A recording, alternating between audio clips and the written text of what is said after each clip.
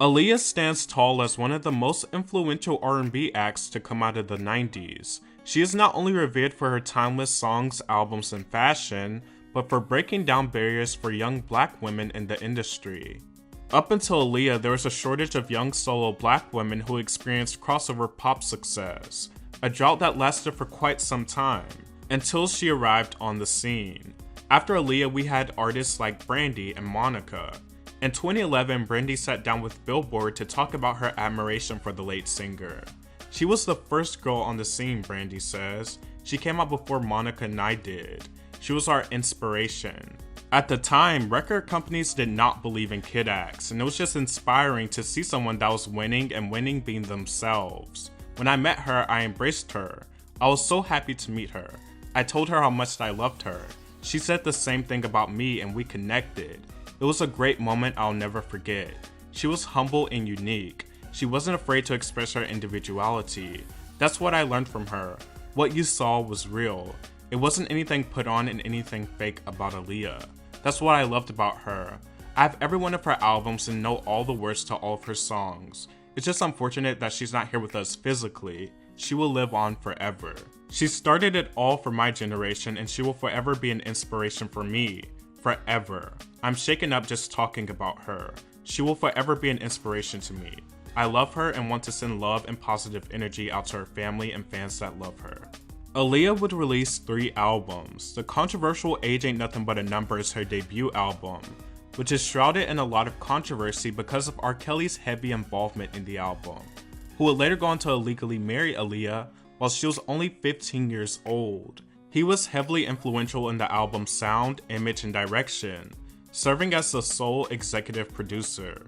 They were introduced to each other by Aaliyah's uncle, Kelly's manager Barry Hankerson, when she was just 12 years old.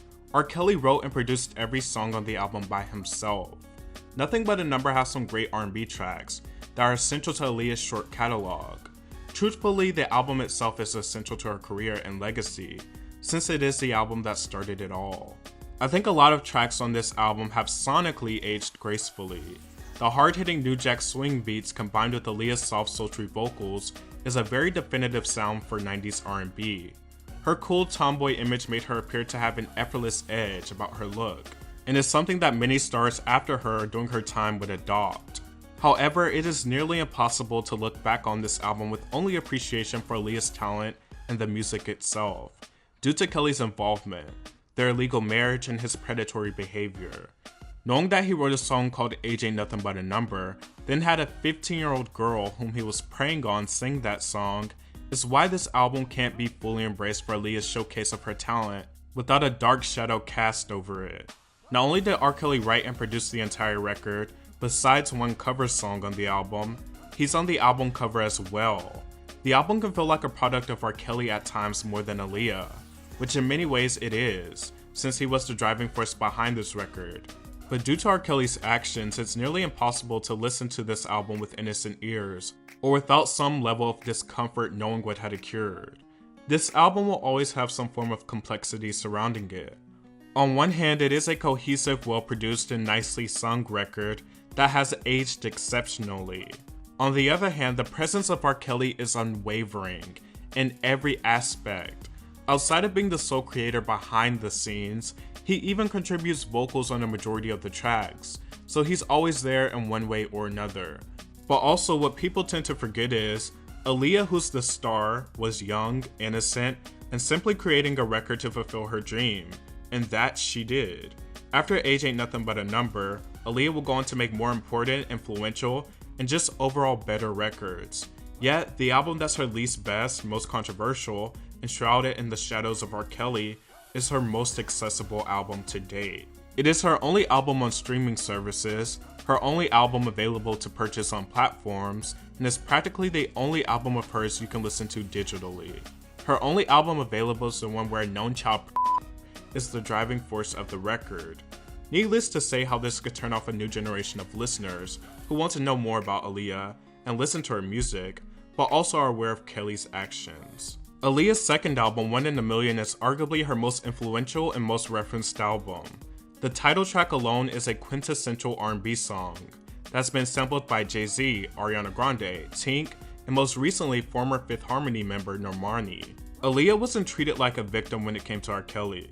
In fact, she was villainized. It is awfully peculiar to think that this actually happened, but it did. As a result, a lot of producers didn't want to work with her, according to Aaliyah's cousin and Blackground Records executive Jomo Hankerson.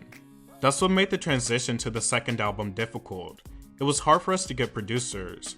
We were coming off of a multi-platinum debut album, and except for a couple of relationships with Jermaine Dupri and Puffy, it was hard for us to get producers on the album.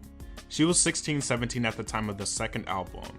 I just didn't understand why they were upset with Baby Girl, says Hankerson. Allegedly, no producers wanted to get involved with Aaliyah's second album, if they couldn't benefit from the controversy by having R. Kelly on a few tracks. Nonetheless, Aaliyah persisted.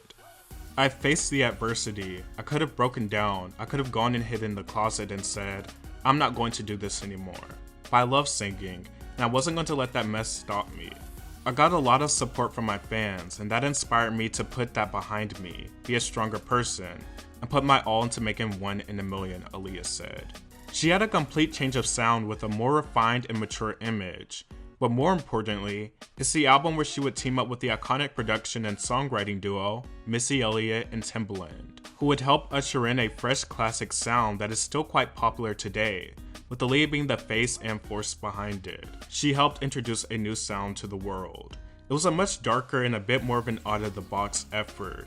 She also tried more things with her voice on this album than her first album. Aaliyah, Timbaland, and Missy Elliott are a magical trio. And not only did it further Aaliyah's career, but it jump-started the latter two's career as well, in a time where they were just starting out. The drum-heavy beats, minimalist and sometimes eerie production, tagged along with the avant-garde ideas and sweet lush harmonies, are the sonic takeaways from this album. Timbaland would lend the sound he created on Aaliyah's records to multiple acts throughout the years, experiencing an overflow of popularity in the thousands, and it's a sound that is still in rotation in R&B and pop music today. A beautiful blend of hip-hop, pop, and R&B. Yet the album and where it originated from is not accessible, as opposed to the many records it has influenced. After 1 in a Million, Aaliyah lent her voice and now signature sound to a plethora of different soundtracks, but none made more of a statement than the 2000 Romeo Must Die hit, Try Again, which was the first song to go #1 based solely off airplay, and remains Aaliyah's only #1 single. Try Again is futuristic synth R&B at its finest. It's no surprise that it lands atop as one of Aaliyah's signature tracks. It is a sound that would be adopted on a lot of tracks or albums that came after it.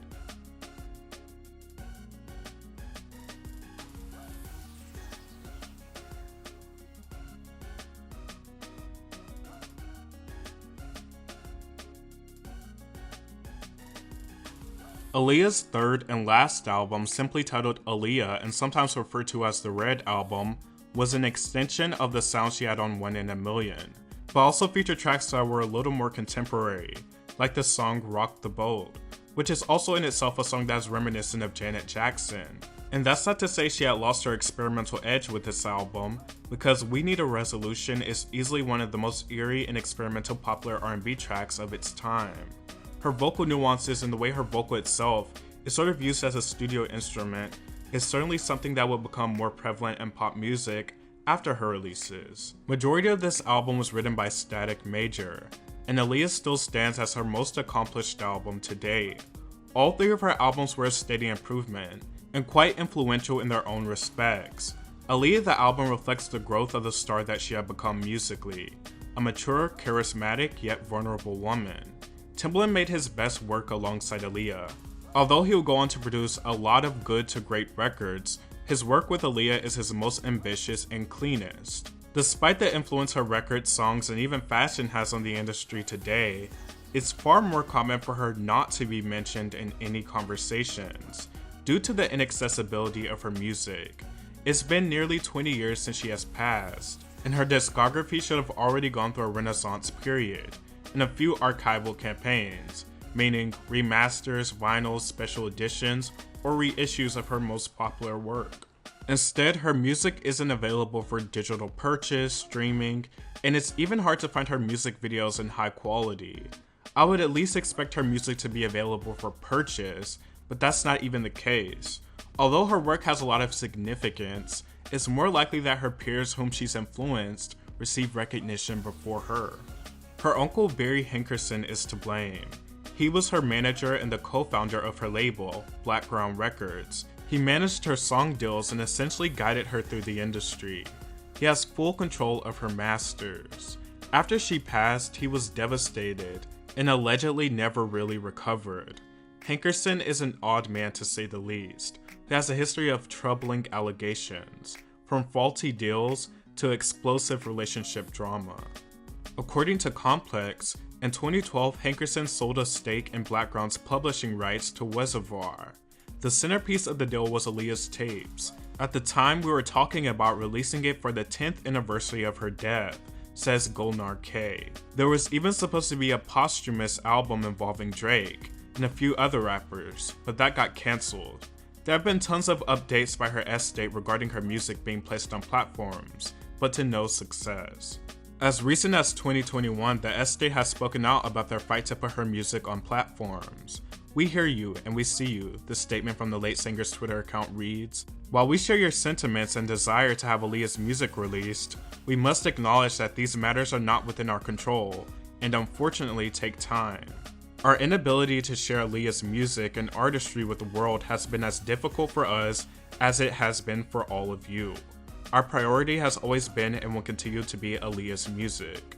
In the meantime, however, we are working diligently to protect what is in our control: Aaliyah's brand, legacy, and intellectual property.